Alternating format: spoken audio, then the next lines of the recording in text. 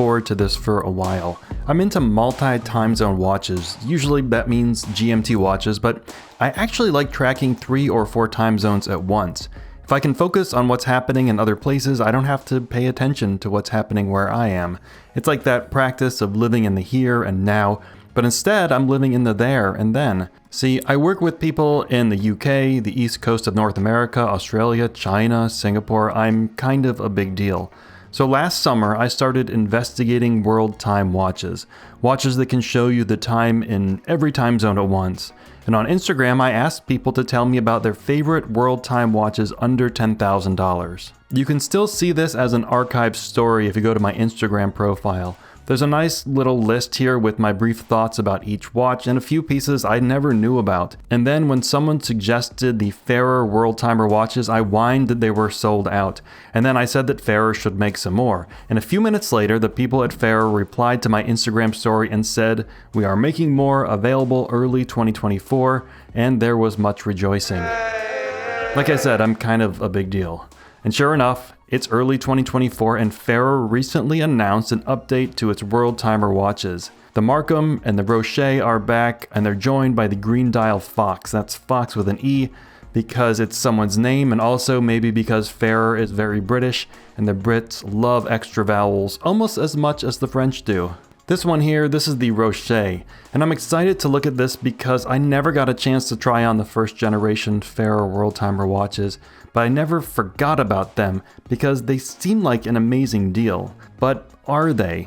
I'll never tell. Okay, I'll tell. Well, let's start with some facts. The watches are 39mm in diameter, 45mm long, and 11mm thick with 20mm lugs. They have 100 meters of water resistance and weigh about 130 grams on the bracelet. Inside the watch is a Sellita 330-1 with about 50 hours of power reserve.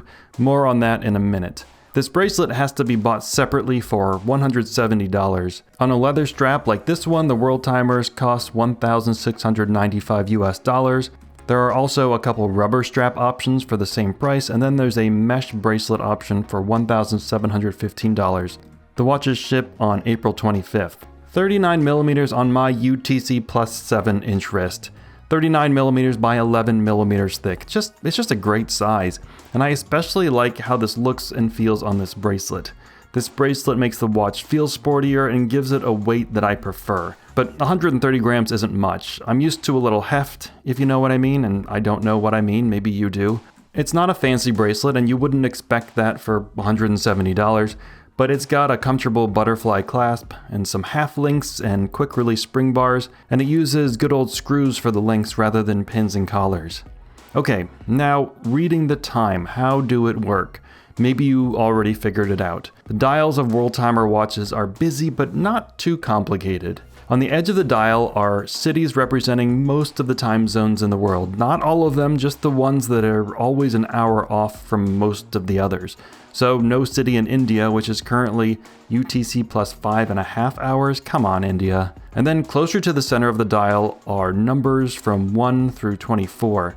In 2 different colors representing day and night. So when you want to know the time of any of these cities or the time zones that these cities are in, you just read one of the 24 hours that lines up with that city. Both the 24-hour disc and the city disc can move independently of the main time. So there are actually a couple ways to set this watch, and maybe seeing me attempt to set the watch will help you understand how it works. I'm starting by setting the main time to 6 o'clock. This ain't nothing new, you know how to do this. Now in a different crown position, turning the crown in one direction sets the 24-hour ring. It snaps to different hours, and then turning the crown in the opposite direction sets the date. I can turn the 24-hour ring to really wherever, like I said, because the city ring can be turned independently, and you can set the 24-hour ring independently. You can set this however you want to. The crown at 10 o'clock is used to rotate the cities and also snaps to the hour, which is really nice. All this is possible because the movement being used here is a GMT movement, which is pretty clever. Sellita just helped replace the GMT hand with a 24-hour disc, and then Fairer added the city chapter ring. And Fairer gave this Sellita 330-1 a custom rotor weight, which looks good. I'd like that it's a blue metal and that the cutouts in the rotor weight, they mirror the latitude and longitude lines on a globe. This is a pretty smart use of a GMT movement and a way to make a relatively affordable world time watch. Custom in-house movements are one reason a lot of world timers are very expensive. There really aren't many real world timer watches under $3,000, and by real world timers, I mean ones that actually show the times in each city. Something like this Delma might have cities on the bezel, but the 24-hour ring doesn't rotate, so it's just a GMT watch with a bunch of locations on it. Watches like this, and there are a lot of them, these are not world timer watches, I don't care what the marketing says. But one of the challenges with a real analog world time watch is the goddamn motherfucking daylight saving time. Goddamn motherfucking time changes make nearly all analog world time watches either inaccurate or too hard to read. I'm glad I'm making this video in this time of year so I can prove my point. Here on the left coast of the US, we changed time a few weeks ago. It's now Pacific Daylight Time. This is our summer time. But the UK, Central Europe, a bunch of places have not changed to summer time yet. So for a few weeks, these places are an hour closer to me. Not in distance, that would be wild, just in time. That means that this watch is not correct. This watch has Los Angeles 8 hours off from London, which it usually is, but not right now. London is 7 hours different from Los Angeles for brief, weird, stupid time. And then there are other time zones that don't change time at all, which I envy. These places are mature and sensible. Some watchmakers don't even try to address this, like Patek Philippe and Bulgari and Ferrer.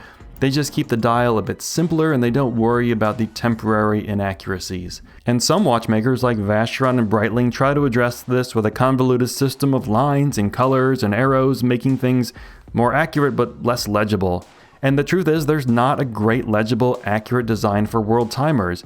Even this one, which is relatively simple, can be hard to read, and that's for a couple reasons. First, the city names can only be so large on a 39mm watch, so obviously, this watch would be better if it were 50mm in diameter. I don't think anyone would argue with that, maybe even 54mm.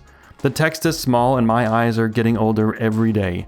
The second thing that makes this a bit difficult to read is that the 24-hour disc is kind of far from the cities, so it's harder to draw that invisible line from the hours to their corresponding locations. And I kind of sort of think that a lack of legibility is known and sort of accepted for a bunch of world timer watches.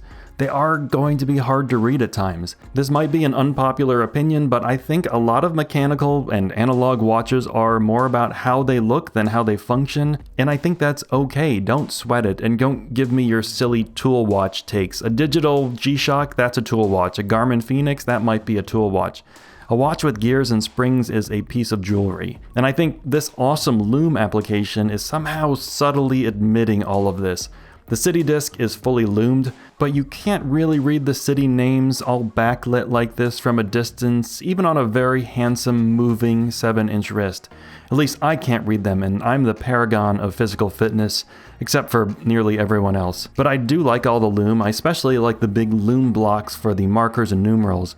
And the fact that there are 2 loom colors, unnecessary but fun, and that's the whole thing with these watches. It's okay to have fun, it's more than okay, it's good. Some of you should try it sometimes instead of taking watches so seriously. But even with some of the legibility issues and the accuracy issues around time changes and time zones, I gotta say I really like this watch. And I have found myself referencing 3 or 4 time zones with this watch. It mostly works for me. What I found is that once I know where a certain city is located on the chapter ring, I no longer need to read the city names, I just know where to look on the 24-hour disc. So if you only need to track a few cities regularly, this can work for you. And for under $2,000, I know that's a lot of money. It's too much money. Don't spend this much money on a watch, unless you want to, and then God bless, go for it. In the ridiculous world of fancy boy and fancy girl watches, to me this Ferrer World Timer seems like a good deal, so I'm glad that Ferrer restarted production of this watch. Like I shared in my Instagram story, there aren't a lot of real world timers at this price. Maybe that's because they're too difficult, or maybe that's because almost nobody wants one. But as someone who is both difficult and mostly unwanted, I guess world timer watches really speak to me.